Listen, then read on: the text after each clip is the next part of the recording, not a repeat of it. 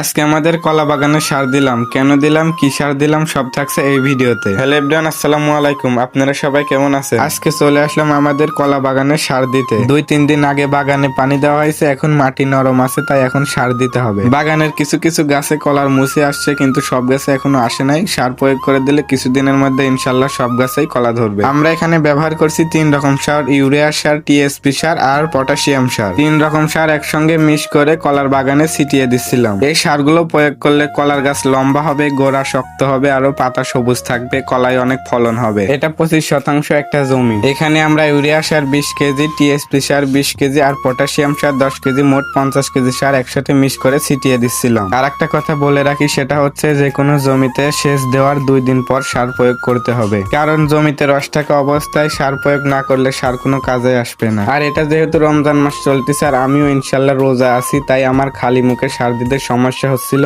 তাই মুখে গামছা বেঁধে আবারও সার দিতে শুরু করলাম, যাতে সারগুলো নাকে মুখে না যায়। আর এগুলো হলো সব সবজি কলার গাছ। কিছু কিছু গাছে মুছে আসছে, আবার কিছু গাছে এখনো ধরেনি, তবে রোজার পর কিছু কিছু কলা বিক্রি করা যাবে। অনেক সময় ধরে পুরো জমিতে সারগুলো সব ছিটিয়ে দিলাম। ভিডিওটা ভালো লাগলে পেজটা ফলো অথবা চ্যানেলটা সাবস্ক্রাইব করে দিবেন। সার ছিটানো শেষ, এখন আমি বাসায় চলে যাব।